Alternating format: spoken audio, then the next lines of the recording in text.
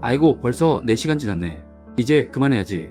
한 남자는 이렇게 말하고 자리에서 일어났습니다. 그리고는 집 밖으로 나가 천천히 산책을 시작했습니다. 반대편에서는 전혀 다른 목소리가 들립니다. 안 돼. 지금 자면 안 돼. 조금만 더 하자. 잠은 나중에 자도 돼. 다른 한 남자는 새벽이 깊어가는 줄도 모르고 불 꺼지지 않은 연구소 안에서 다시 손을 움직이고 있었습니다. 한 사람은 이제 충분히 했다고 생각했습니다. 다른 한 사람은 아직도 부족하다고 생각했습니다. 그런데 놀랍게도 이렇게 완전히 다르게 살았던 두 사람 모두 결국 세상을 바꿨습니다. 1858년 여름 영국 켄트주 다운하우스. 찰스 다윈은 정오가 되면 집 근처 산책길로 나섰습니다. 그 길은 그가 아끼던 산책로였고 숲길을 한 바퀴 돌 때마다 입구 쪽에 둔 작은 돌을 발끝으로 하나씩 차며 횟수를 셉니다. 산책을 마치면 쉬었고 때로는 소파에 누워 아내 엠마가 읽어주는 글을 들었습니다. 하루 종일 이를 악물고 책상 앞에 붙어있는 사람은 아니었습니다. 대신 가장 중요한 시간에 깊게 몰입했고 그 짧고 단단한 시간이 쌓여 결국 인류의 생각을 뒤집었습니다. 반대편에는 토머스 에디슨이 있었습니다. 뉴저지 멜로파크의 연구소에서 그는 밤이 깊어도 멈추지 않았습니다. 안되면 다시 했고 또 안되면 재료를 바꾸고 다시 시험했습니다. 그는 수없이 실패하면서도 멈추지 않았고 사람들은 그를 거의 기계 같은 인간으로 봤습니다. 한 사람은 쉬었고 한 사람은 버텼습니다. 한 사람은 멈출 줄 알았고 한 사람은 끝까지 밀어붙였습니다. 그런데 두 사람 다 성공했습니다. 그렇다면 진짜 중요한 것은 무엇일까요? 오래 일하는 것일까요? 아니면 자기 방식으로 끝까지 가는 것일까요? 오늘 이야기는 바로 그 질문에서 시작합니다. 그런데 여기서 생각해볼 반전이 하나 있습니다. 더 오래 산 사람이 과연 더 건강하게 일했고 더 큰 업적을 남겼을까요? 수명만 놓고 보면 에디슨이 84세로 더 오래 살았습니다. 하지만 중요한 것은 단순한 수명의 길이가 아니라 어떤 방식으로 몸을 쓰며 얼마나 지속 가능하게 일했느냐입니다. 에디슨은 말년에 심각한 건강 이상을 겪었습니다. 반면 다윈은 무리하게 자신을 몰아붙이지 않는 생활 속에서 오랫동안 연구와 집필을 이어갔습니다. 그는 19권의 저서를 남겼고 그중 하나인 중의 기원은 지금도 인류 역사에서 가장 영향력 있는 책 가운데 하나로 꼽힙니다. 매일 4시간만 일하고 나머지 시간을 산책과 낮잠으로 보낸 사람이 그 짧은 집중 속에서 진화론을 완성해낸 것입니다.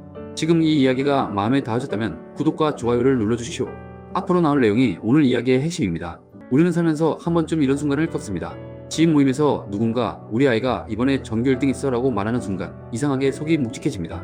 집에 돌아오는 길에 아이 학원을 하나 더 알아보게 됩니다. 묻지도 않고요. 아니면 친구의 SNS 속 탄탄한 몸매 사진을 보고 다음날 수백만 원짜리 피부 시술 예약을 눌러버립니다. 지갑 잔고는 확인도 하지 않고요. 그리고 밤이 되면 또 이런 목소리가 올라옵니다. 나는 왜 이렇게 의지력이 없을까? 오늘도 아무것도 못했어. 그런데 미국 심리학자 로이 바우마이스터가 밝혀낸 사실은 전혀 다른 이야기를 합니다. 그것은 의지력 부족이 아닙니다. 에고 고갈이라고 불리는 현상입니다. 쉽게 말하면 이렇습니다. 사람의 뇌는 하루 종일 결정을 내리고 감정을 참고 타인의 눈치를 읽으면서 배터리를 씁니다. 그리고 그 배터리가 바닥나면 뇌는 더 이상 성장을 선택하지 않고 그냥 회피를 선택합니다. 퇴근 후 소파에 누워 짧은 영상만 보게 되는 것은 게으름이 아닙니다. 하루 종일 배터리를 다 쓴 뇌가 내린 자구책입니다. 방전된 배터리를 억지로 쥐어짜는 것, 그것이 우리가 매일 자신에게 가하고 있는 폭력의 정체입니다. 그리고 그 폭력은 몸에도 그대로 새겨집니다. 2021년 세계보건기구와 국제노동기구가 전 세계 154개국의 데이터를 분석했습니다. 결과는 이것이었습니다. 일주일에 55시간 이상 일하는 사람은 적당히 일하는 사람보다 뇌졸중 위험이 35%, 심장질환으로 인한 사망 위험이 17% 높았습니다. 그리고 2016년 한 해에만 장시간 노동의 원인이 되어 숨진 사람이 전 세계에서 74만 5천 명이었습니다. 열심히 사는 것이 수명을 담보로 맞바꾸고 있었던 것입니다. 그렇다면 어떻게 해야 할까요? 지금부터 4가지 방법을 말씀드리겠습니다. 어렵지 않습니다. 생각보다 훨씬 현실적인 이야기입니다. 그래서 필요한 것은 더 많은 의지가 아니라 포기할 줄 아는 지혜입니다. 모든 일에서 100점을 받으려 하지 마십시오. 인생의 80%에서는 이 정도면 충분하다, 여기서 멈춰도 괜찮다, 완벽하지 않아도 지나가겠다라고 결정하는 연습이 필요합니다. 그리고 그렇게 아껴둔 힘을 정말 중요한 20%에 쓰십시오. 내 건강, 내 가족, 내 인생의 방향, 정말 후회 없이 붙잡고 싶은 일, 바로 그런 곳에만 깊이 몰입하십시오. 모든 것에 다 힘을 쓰는 사람은 결국 정작 중요한 순간에 힘이 남아있지 않습니다. 반대로 중요하지 않은 곳에서 과감히 힘을 빼는 사람은 정말 중요한 순간에 훨씬 더 깊고 단단하게 집중할 수 있습니다. 결국 오래 가는 사람은 모든 것을 완벽하게 해내는 사람이 아닙니다. 어디에 힘을 써야 하고 어디에서는 멈춰야 하는지를 아는 사람입니다. 그래서 100점을 포기하는 연습은 포기가 아니라 진짜 중요한 것을 지키기 위한 전략입니다. 두 번째는 머릿속 체증을 뚫는 것입니다. 우리를 가장 피곤하게 만드는 것은 거창한 일이 아닙니다. 오히려 사흘째 답장을 미루고 있는 카카오톡 메시지 하나, 아직 정리하지 못한 서류 한 장, 미뤄둔 짧은 전화 한 통 같은 자잘한 일들입니다. 문제는 이런 작은 일들이 끝나지 않은 채 머릿속에 계속 남아있다는 데 있습니다. 겉으로는 별것 아닌 것 같아 보여도 뇌는 그것을 아직 처리되지 않은 일로 기억하고 계속 붙잡고 있습니다. 그래서 정작 큰일보다 이런 미완성들이 사람을 더 지치게 만들기도 합니다. 신경과학에서는 이것을 미완성 과제가 작업 기억을 점령하는 현상으로 설명합니다. 쉽게 말해 끝내지 않은 일들이 머릿속 길목을 막고 있는 것입니다. 그래서 1분이면 끝나는 일은 미루지 말고 지금 바로 처리하십시오. 완벽한 답장을 보내겠다고 3일 동안 붙잡고 있는 것보다 지금 짧게라도 보내는 편이 뇌에는 훨씬 이롭습니다.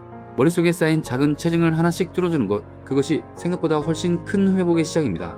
세 번째는 상관없는 시선 끌어내기입니다. 우리는 생각보다 많은 에너지를 나와 크게 상관없는 사람들의 시선에 쏟으며 살아갑니다. 저 사람이 나를 어떻게 볼지, 내가 이렇게 말하면 어떻게 평가할지, 괜히 눈에 거슬리지는 않을지 신경 쓰다 보면 정작 가장 중요한 내 마음과 내 삶의 쓰림이 점점 줄어들게 됩니다. 심리학에서는 이런 태도를 조절하는 힘을 선택적 무관심이라고 설명합니다. 모든 시선을 다 받아들이지 않고 정말 중요한 관계와 평가만 가려서 받아들이는 능력입니다. 실제로 내 삶에 깊은 영향을 주는 사람은 생각보다 많지 않습니다. 그런데도 우리는 너무 많은 사람의 반응을 마음속에 들여놓고 스스로를 지치게 만듭니다. 나머지 사람들의 시선에 계속 에너지를 쓰는 것은 새는 수도꼭지를 고치지 않은 채 물감만 더 내는 것과 다르지 않습니다. 모든 사람에게 좋은 사람이 되고 싶은 마음은 분명 소중합니다. 하지만 그 마음이 나를 지치게 하고 나를 갉아먹기 시작한다면 그때는 과감히 내려놓아야 합니다. 모든 시선을 붙잡지 않는 것, 그것이 내 에너지를 지키는 중요한 기술입니다. 네 번째는 일어나지도 않은 일을 미리 걱정하는 것을 멈추는 것입니다. 사람을 지치게 만드는 것은 이미 벌어진 문제가 아니라 아직 오지도 않은 일을 머릿속에서 수십 번씩 먼저 살아보는 습관일 때가 많습니다. 새 직장에 들어가기 한 달 전부터 매뉴얼을 달달 외우지만 막상 첫날 예상 밖의 상황이 생기면 오히려 더 쉽게 무너지는 사람이 있습니다. 결혼을 시작하기도 전에 주변의 이혼 이야기에 압도되어 관계를 깊게 받아들일 용기조차 잃어버리는 사람도 있습니다. 심리학에서는 이런 상태를 분속 마비라고 부릅니다. 너무 많이 따지고 너무 멀리 걱정하고 모든 위험을 미리 막아두려다가 정작 지금 해야 할 한 걸음을 떼지 못하는 것입니다. 불행은 완벽하게 대비한다고 해서 모두 사라지는 것이 아닙니다. 그런데 우리는 아직 오지도 않은 불행까지 붙잡고 씨름하느라 지금 내 앞에 와 있는 기회와 가능성을 놓쳐버릴 때가 많습니다. 실패는 준비가 부족해서만 오는 것이 아닙니다. 애초에 살아가는 과정 안에 어느 정도 포함되어 있는 것입니다. 그러니 모든 변수를 다 통제하려 하기보다 지금 할 수 있는 만큼만 준비하고 먼저 움직이십시오. 가장 완벽하게 준비한 사람이 아니라 가장 가볍게 시작한 사람이 오히려 가장 오래 버티고 가장 멀리 갑니다. 그런데 이 네 가지를 다 알고 있어도 잘 안 되는 이유가 있습니다. 퇴근하고 현관문을 열고 들어왔을 때 몸은 집에 있는데 머릿속은 아직도 사무실에 남아있는 느낌 경험해 보셨습니까? 워싱턴 대학교 호텔 캠퍼스의 소피 루루아 교수는 이것을 주의 잔여물이라고 이름 붙였습니다. 이전 일이 뇌 안에서 완전히 끝나지 않은 채 그 찌꺼기가 남아있는 상태입니다. 이 상태에서 완벽한 부모가 되려고 운동도 하고 자기 개발도 해야 한다고 채찍질하는 것은 체증이 꽉 막힌 도로에 계속 차를 밀어넣는 것과 같습니다. 씻고 나서 단 10분 아무것도 하지 않고 멍하니 앉아있는 시간, 그 짧은 공백이 억지로 1시간을 버티는 것보다 내일의 당신을 훨씬 강하게 만들어줍니다. 다윈의 이야기로 다시 돌아가겠습니다. 그가 매일 정오에 자갈길 위에서 돌을 발끝으로 차며 산책한 것은 단순한 여유가 아니었습니다. 뇌가 숨 쉬고 회복할 수 있는 공백을 의도적으로 만들어낸 전략이었습니다. 그 공백이 17년에 걸쳐 진화론을 완성시켰습니다. 그리고 그가 에디슨보다 훨씬 적게 일하고도 더 오래, 더 꾸준히 세상에 기여할 수 있었던 이유도 거기에 있었습니다. 가끔은 죄책감 없이 컵라면 하나를 끓여 드십시오. 완벽한 식단보다 지금 지친 몸이 원하는 그 한 그릇이 당신의 정신을 더 빨리 살려낼 때가 있습니다. 모임에 억지로 나가는 대신 혼자 보내는 1시간을 스스로에게 허락하십시오. 모든 파도를 맞서 싸울 필요가 없습니다. 지금 감당하기 어려운 파도를 그냥 흘려보내는 것이 삶을 무너뜨리지 않습니다. 오히려 그 여백에서 오랫동안 있고 살았던 당신이 다시 고개를 들기 시작할 것입니다. 오늘 이야기가 도움이 되셨다면 구독과 좋아요로 함께 해주십시오.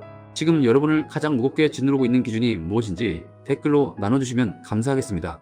그 기준을 하나씩 내려놓는 순간 생각보다 훨씬 많은 것이 가볍게 풀려나갈 것입니다. 시청해주셔서 감사합니다.